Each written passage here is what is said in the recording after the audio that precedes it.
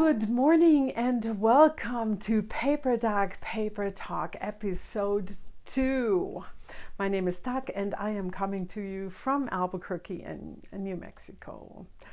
I am so glad you're joining me today after I've just returned from our travels to up north Colorado, Wyoming, South Dakota, back to Wyoming, with the highlight of the trip being Yellowstone National Park. Oh, we had the best time.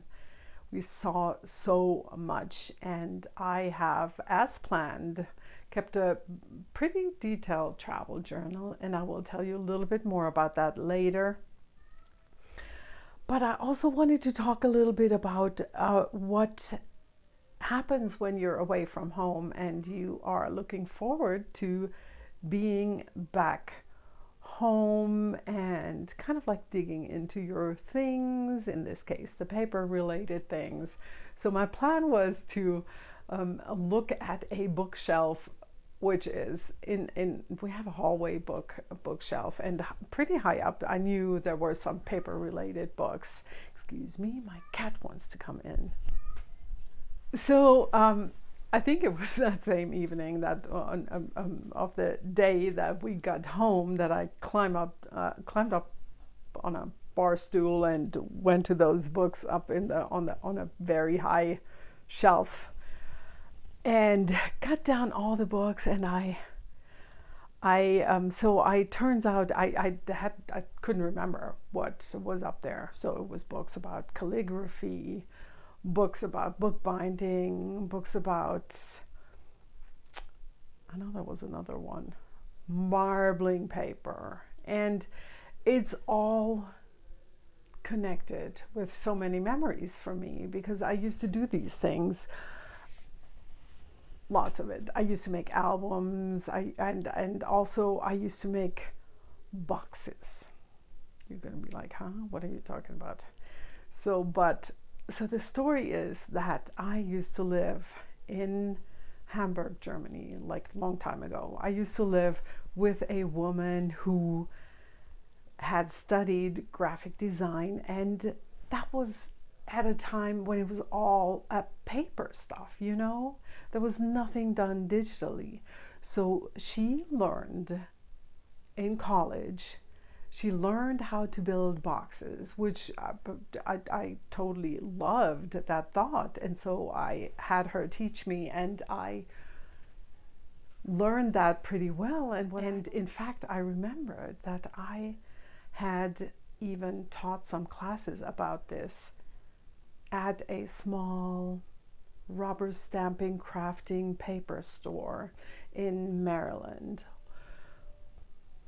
I just couldn't remember when I did that. Was it before kids, or was it when my kids were already going to school? I couldn't recall, but I found all the information about that in that binder that I was telling you about. It's so cool to go back in time on all of this paper related stuff. And so I have brought you a book that I really loved, and then I'm going to tell you a little bit more about the things that I used to do. So it's a German book, and I do not know if this is available in English, but it says make books, albums, and boxes yourself. And so I already told you that I did marbling, and I did marbling on paper with oil paints and different ones, and I also did that on fabric. But really what I loved was making these boxes. So I made boxes to fit all the letters that my husband and I, that we wrote each other. I think one for each. I think one for his letters, one for mine to him. And also I made boxes for stationery and for scrap paper and for envelopes, and everything in a size that I chose. So that's a pretty cool thing that you can do. But I wanted to start off with telling you that I'm going to explain to you how that is done. I mean, kind of trying to be a little bit brief just to give you an idea. But I wanted to say as well that if you love that kind of thing, it's no need to get super fancy, because you can also do something very simple. Like, as far as I remember, this box was not a box that I made, but I purchased the box somewhere or thrifted it and covered it in paper, which I marbled. But yet again, a but, because you don't need to do your own paper to decorate a beautiful box. You can go to the dollar store, to one of these craft stores, and buy a cheap box and buy a paper that you love. Use your 50% off coupons and decorate your boxes. It's very, very simple. And you just want to make sure, if you operate with a liquid glue, like I used to use a bookbinder's glue, which is a little bit like the liquid Mod Podge, I want to say. But so you have to have a certain thickness in the material of your box so that your box doesn't, get all wobbly and weird. But that's not too hard. In this one here, I am keeping index cards. That's just one of the ones that I have. But now I want to tell you about the things that I have built, that I have talked about. This is a desktop box for envelopes with easy access. That's why it has the opening here. It's covered with bookbinder's linen and paper that I made yet again. I mean, not the paper itself, but I did the marbling. On the bottom, I put leather, so it's it won't slide on the desk. And here is the other thing that I made, and it's also a desktop item, but this is the one that I also taught a class for. I am not quite sure why this is a little bit bent. You may be able to see it, that the top goes out ever so slightly, but it doesn't, I mean, whatever, it's just minor. Again, leather on the bottom, and this was a stamp that I put on that I once had custom made. Dag's Paperworks. And now let me tell you a little bit about how these are constructed.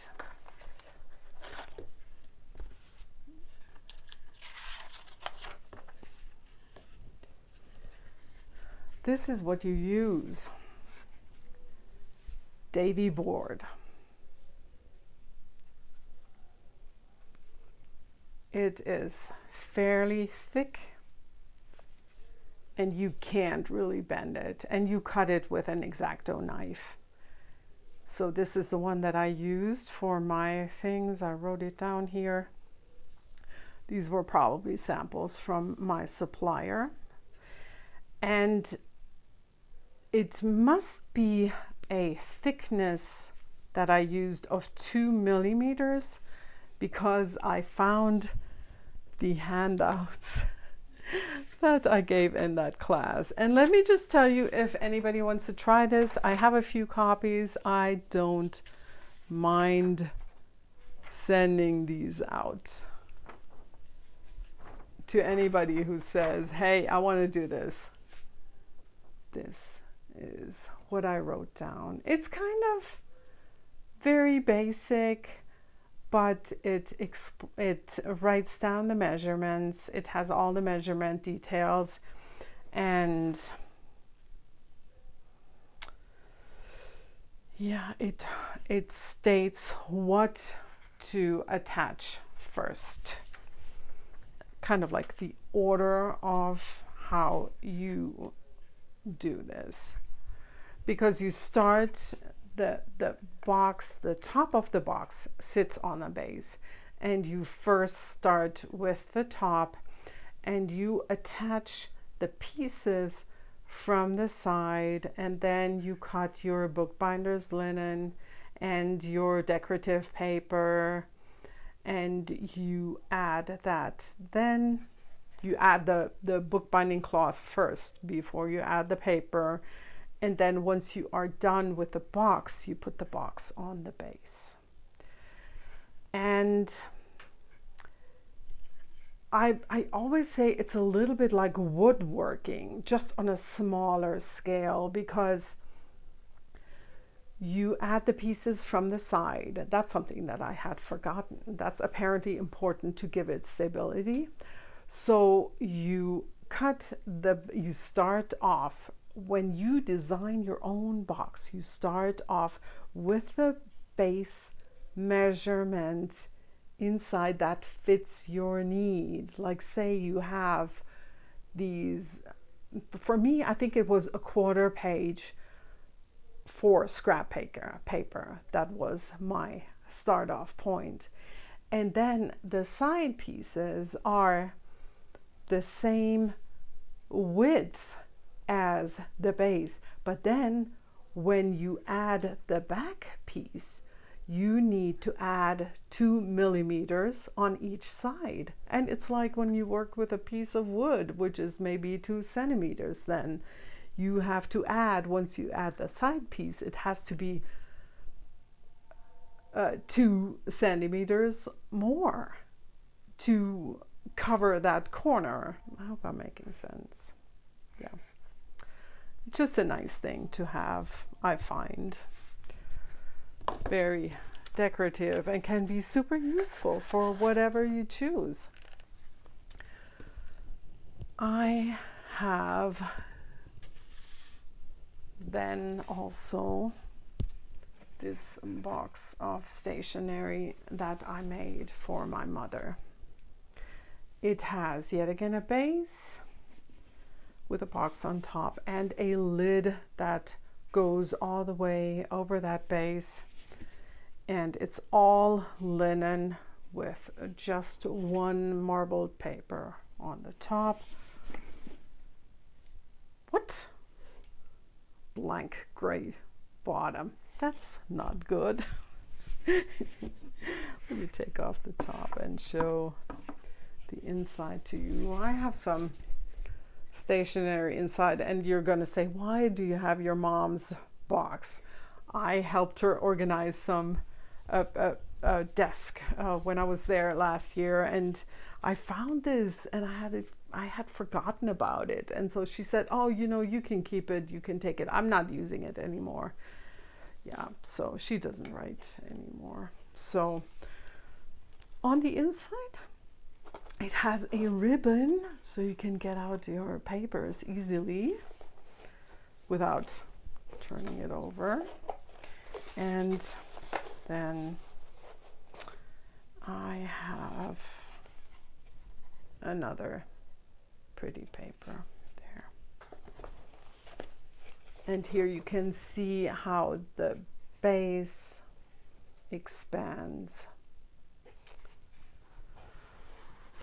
in comparison to the inside box. Oh yeah, and here, yet again, that's the lid, yet again, a decorative paper. But I wanted to show you one of the most fancy things I've ever made, and that's a larger size stationery box, which I made for myself. And the concept for this was very different and also very complicated, and all made up by me. I did it all in bookbinding cloth, and this paper was made by me, and I had done some experiments with soaking corn leaves. And of course, as you can see, one leaf from a tree. The concept here is very different because this is a fitted lid, and so the whole box is flush. Let's see how the bottom looks here. Ha, linen. Let me take off the lid and show you the inside.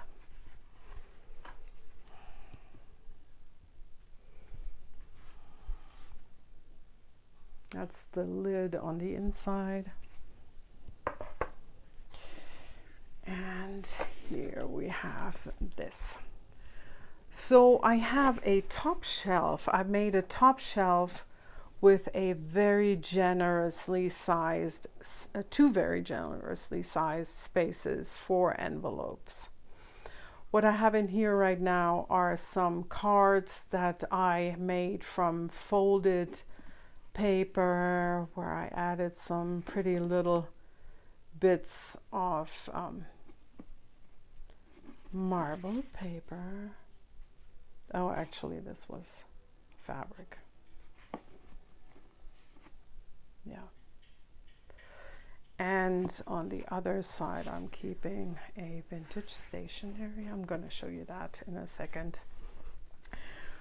So the cool thing is that the way I built this with the two compartments is that there is, I hope you can see this, there is a piece of covered Davy board put into the box here and here, and also on the other side.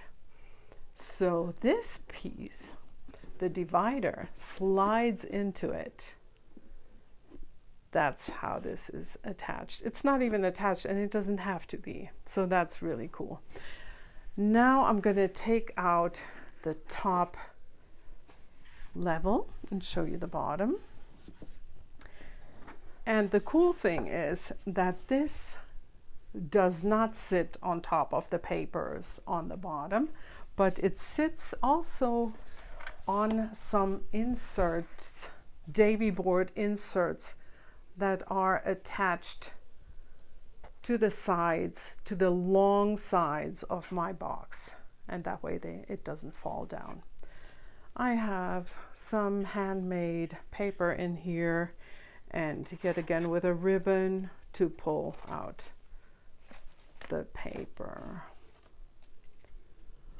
Don't use this much because I have my papers. I rather want the papers that I use for writing in more accessible on some other shelves here, but I like it. Yeah, because it's just so nice to have something for your very special papers. Like I have another one. This one also was made from corn leaves, as far as I remember. Here, oh, this is some writing paper.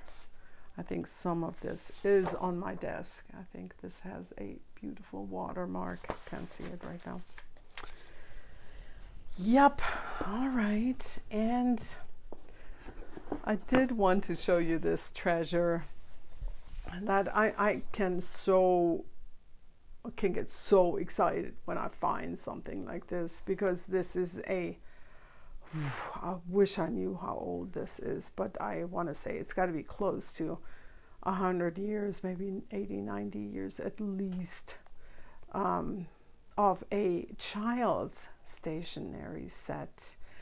And I am pretty sure that I have found this in Germany, because I'm going to show you. Let me take this out.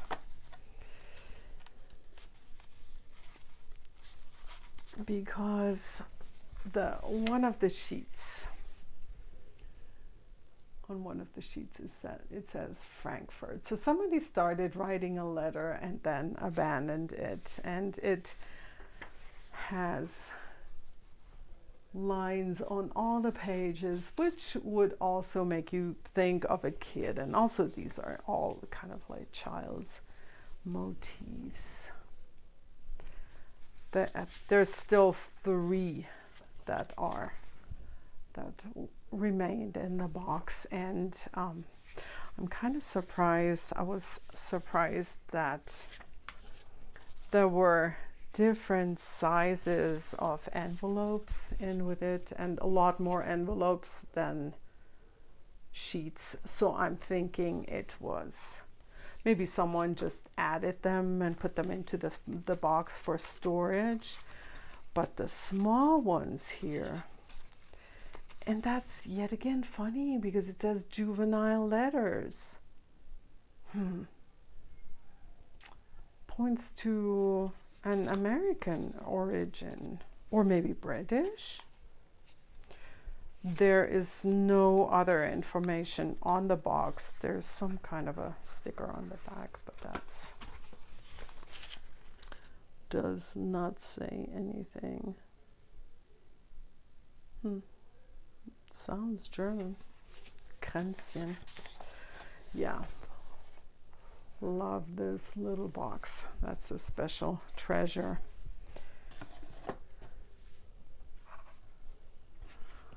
Okay, I think I've told you everything about my box making, and if you have any other questions about this theme, do let me know.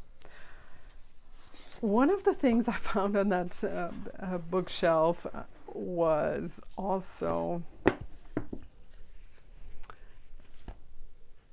or were, 2 notebooks with vocabulary, English vocabulary. So,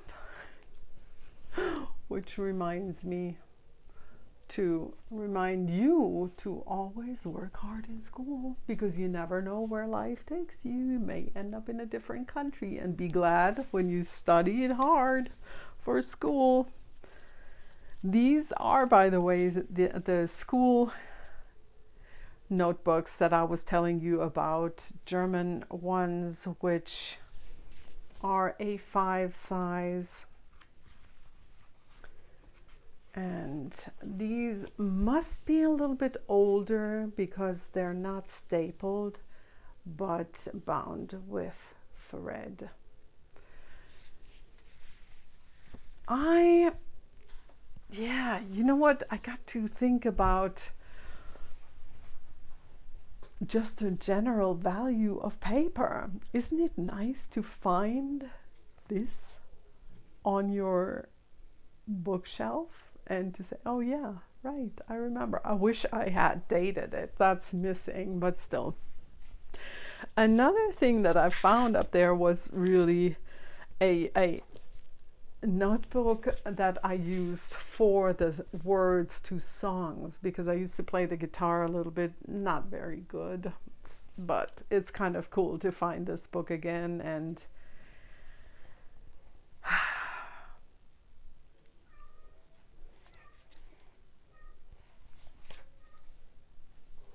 I wrote my address, where I lived. I decorated the front page. This style book was one of my favorites for writing. I just loved the color of the paper, loved the lines, loved how there was the top line was reddish. And yeah, it's in a way a part of me, because that's my history, my story of my life. Yes, back then that was while I was in college. I played the guitar, I wrote down songs, I had a friend write down a song in there for me, the words to a song, and I can see how my handwriting changed over the time. And I'm pretty sure all of this is written with fountain pen, I think, I hope. Yeah, this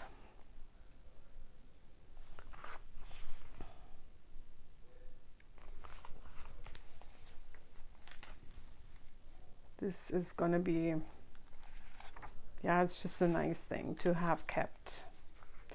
And very cool. So this is kind of music related, and I found the same style book that I used around that same time, maybe a little bit later actually. I think I started this, and this was a recipe book. And I was talking to my daughter about this the other day, and she said, "Oh, I want to have that." So at some point she's going to get this. And it's also what I find very much a story about me, about learning to cook. It's about friends that are remembered because they gave me certain recipes, and sometimes I even wrote it in to the book. This was a recipe from so and so. And yet again, it's as my cooking changes, I write down different recipes, or I glued in some recipes that were given to me from friends, or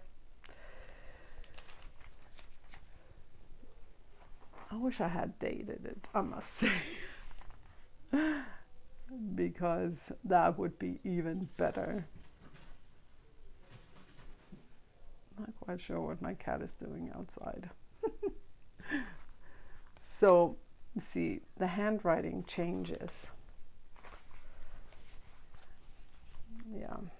And later, how boring, cut out things, but still better than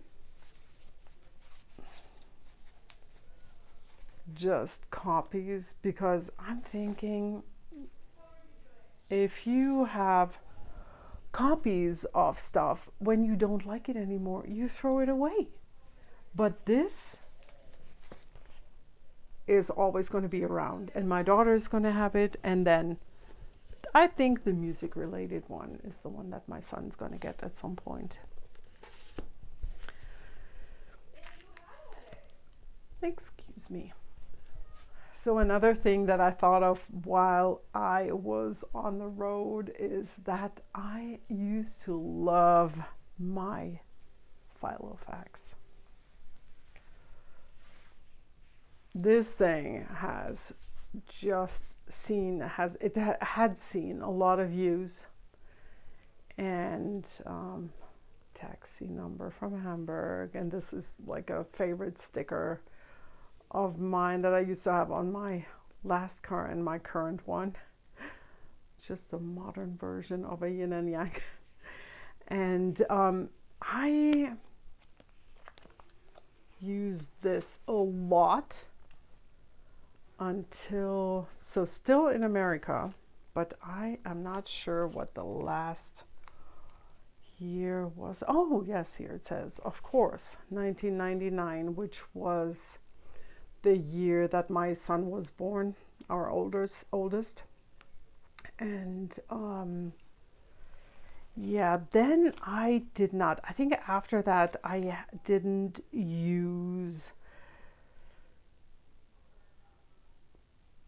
I didn't need a weekly calendar. When you have a baby, you don't, yeah, it's just not necessary. But also another thing is that I realized, I mean, for one, I love the paper that's in there. I loved that I could pick a different color for the inserts. I have my address book back there. I haven't used this in many years. I love the fine lines. I could completely nerd out about this paper. But I thought the super big disadvantage is just you're done with a year of the calendar, or you want to switch something out. What do you do with what you're done with? You throw it away. I have not kept any of these older ones, which is just sad. And that's the advantage of filling up a book where it's full, you put it on your shelf, you keep it. This never did that. Yeah. I have other calendars that I've used later where it's like a month per double page, and I've kept all of these. And even if there was nothing important in them, they were so small, they don't take up a lot of space on a shelf. I recorded the same episode in German yesterday, and I already got a comment where someone said you can keep your pages with rings and even make a cover for them where a cardboard, a hard cover for them, but still they have rings, you know. Excuse me. So I don't see that I would really do it. I don't know.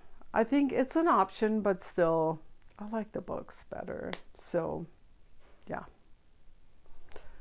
So much about this, but still, of course, I will keep this because it's so beautiful. And I thought maybe my daughter one day, she wants to use it, because you can still get the Filofax Inserts. And I think I saw that someone had removed all the binder, that metal part on the inside, and used it for a notebook. Maybe she added the rubber bands or something. And but I don't see that this is a size that I would really use, because A5, I feel like I want to stick to the size A5 now. So that's this.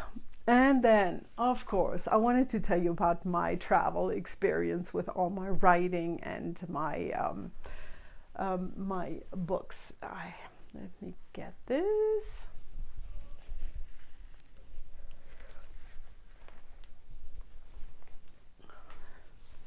This is what I traveled with.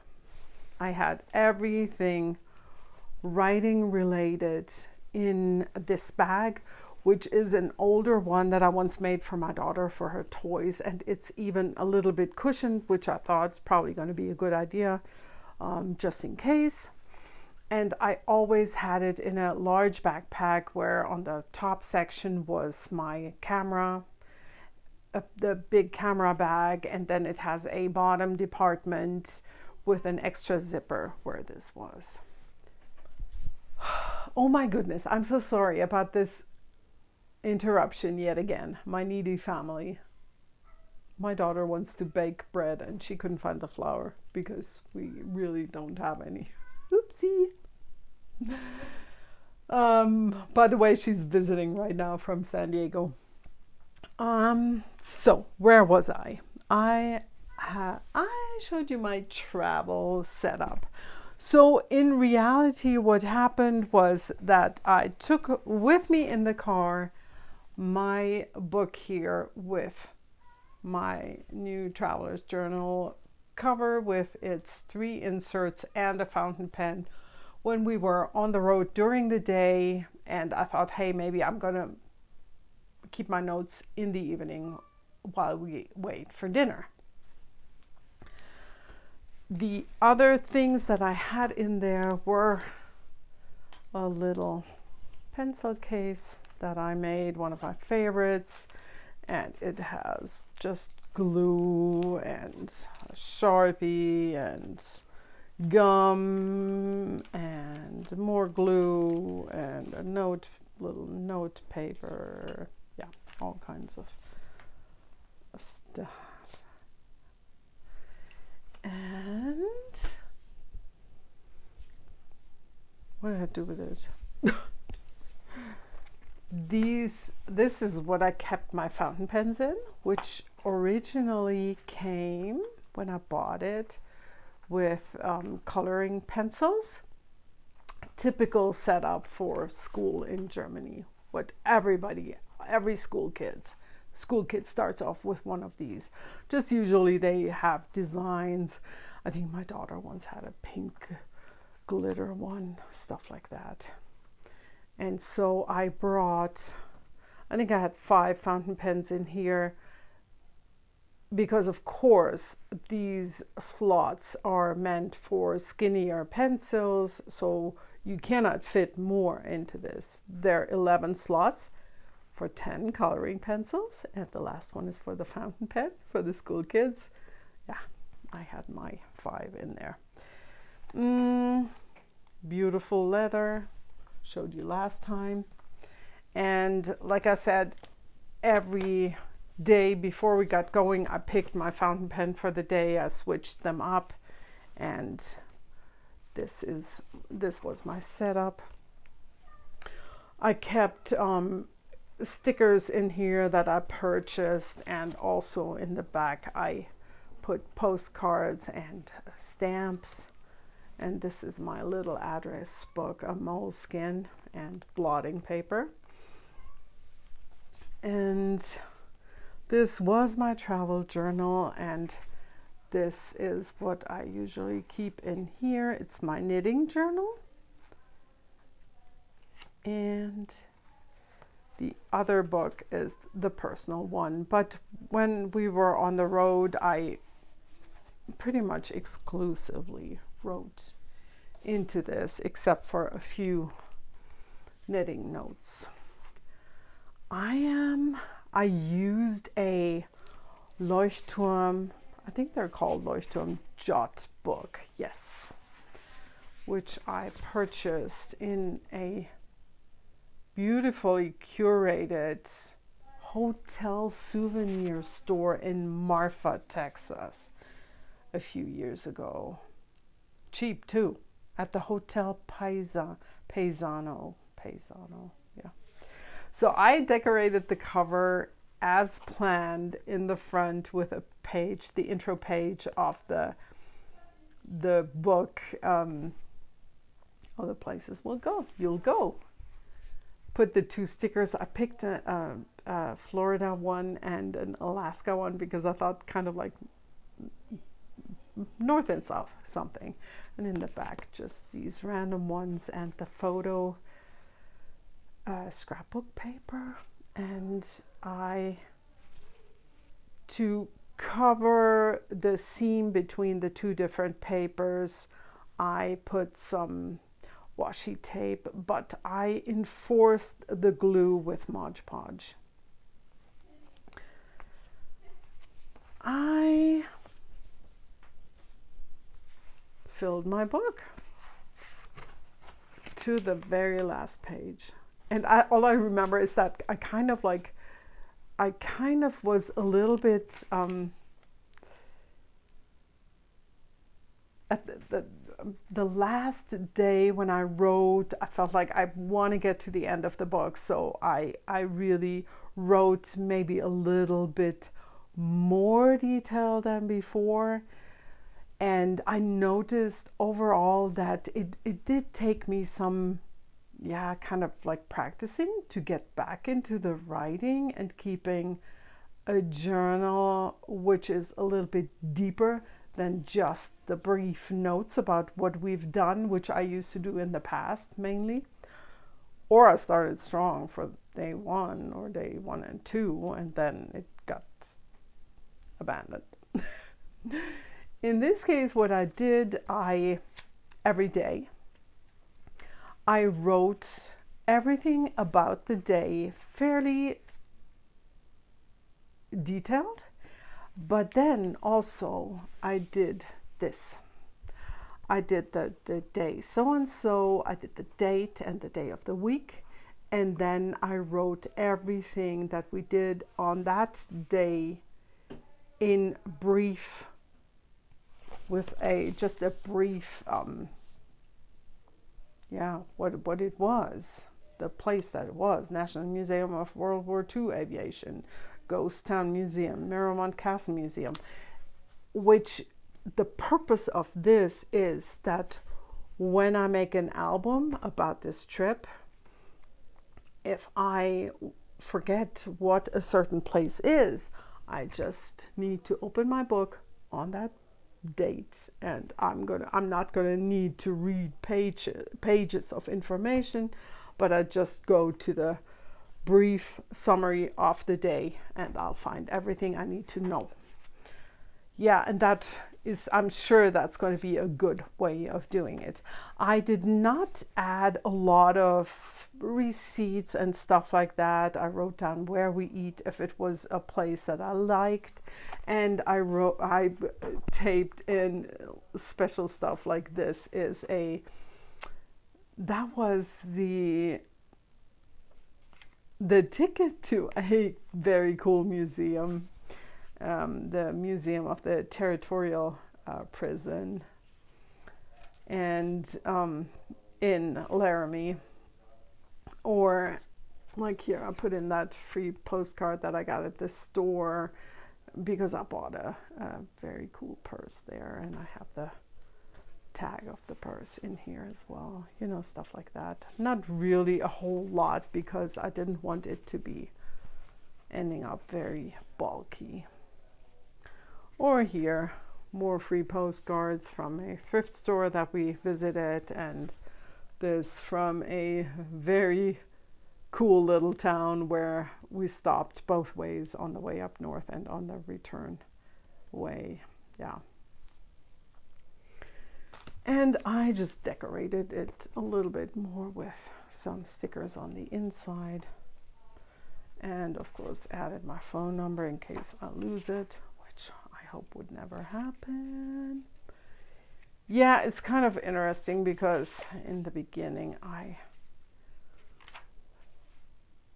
like day 2 has just 3 pages, 2.5, but then as I write more, I get more practice. It's more fun. It's more, yeah, I just get better at it, you know.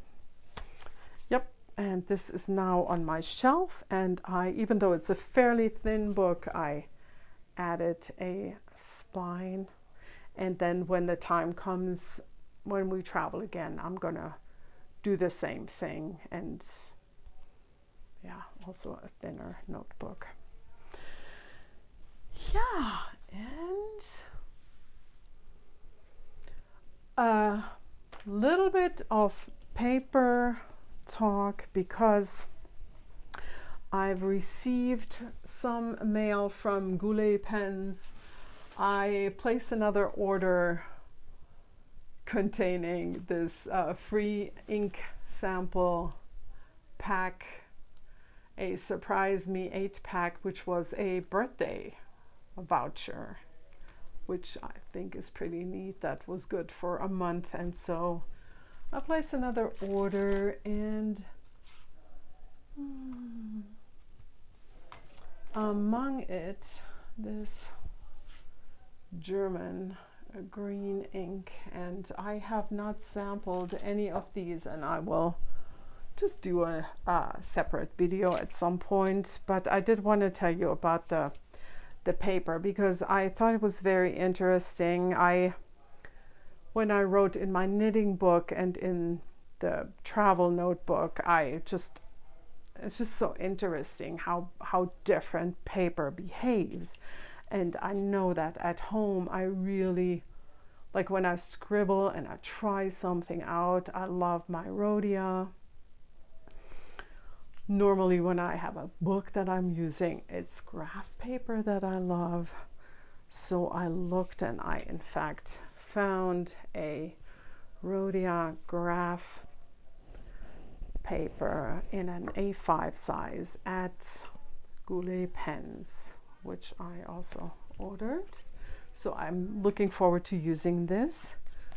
I already showed you this is a premium school notebook. I think I showed you this. I got this in Germany last year, and it's also fairly heavy paper, 90 grams it says. So that's very nice. And the other ones that I have ordered from Goulet Pens are the Clairefontaines, where you don't know what color you will get, but this is A5, and Goulet Pens has a very nice, their site is very nice for the paper nerds because every they give exact details about all their notebooks and about all the paper that they carry, how fast the ink dries, how heavy the paper is, if the ink bleeds, that kind of stuff. It's a whole list of things that are given in detail about the different paper types that they carry, which I think is really very awesome. And okay, I did want to show you real quick my other setup. Right now, this is my other book, which is Sun Leaves in Ukraine. And I have my book about the mail where I keep track, like packages I send and stuff like that. This is my ink and fountain pen book. I showed you everything in the last video, so I'm not going to go into detail until I'm going to use them again, and maybe I have to talk a little bit more. I can talk a little more about it. My book club book and my current reads. Oh yes, and this is why I brought this. I told you last time that I have a book where I keep track of all the albums that I have made of the different vacations that we've taken as a family, or just my husband and me, because he loves his albums digital now. And I was a little bit I was upset with myself because I started a notebook where I wrote down just the albums that I had done, which is a good thing, and that's okay. But I had the idea that it would be much better to have a notebook where I write down on one side of the page, so a double page for each year, and then on one side I'm going to write down the vacation, and on the other side the albums as they're made. So I started going through our photos also to have the dates right. So not that I need to, but just because I'm nerdy a little bit. Here it bugs me a little bit that I have July, then January, then February for these short trips. But here you get the idea. So this is because he has a large stack of albums already. So I need to keep track of them, what I've made and what I haven't. So I put every double page has the year. And then, as you can see, one side is the vacations and the other side is the albums that are made. And some will not get albums made because they're only weekend trips. But that way we can go back and see, oh yeah, that's what we did that year. And it was with the whole family, or it was just my husband and I, and we, wherever we went. So it's so funny because I found this book, I believe, at Marshall's or a store like that, and it's an A5 size, and it fits the travel theme, I think, very well. And then I have my not updated jewelry and fountain pen acquisitions notebook, where I'm hoping that in the future maybe I will also draw a little bit of any news in that department. Maybe try myself out. I used to draw quite a bit, and so I wouldn't mind getting back to that. And then there's my address book for mainly my fiber and knitting friends. Yep, and that is it for today. I hope, I'm thinking hopefully this is not quite as long as the German version yesterday, because I had really a lot of trouble uploading to YouTube. So I want to try in the future to keep these videos a little bit shorter so that it's not so time consuming, the editing and uploading and whatnot. But there was a lot to talk about, a lot to catch up on, and I will see you again soon when I chat about the current knits and what's on the needles and what's been finished and all of that fibery, yarny goodness that's happening with me right now. Until I see you again, I say goodbye, and I hope you're well, and I hope you're healthy, and I will see you soon. Bye-bye.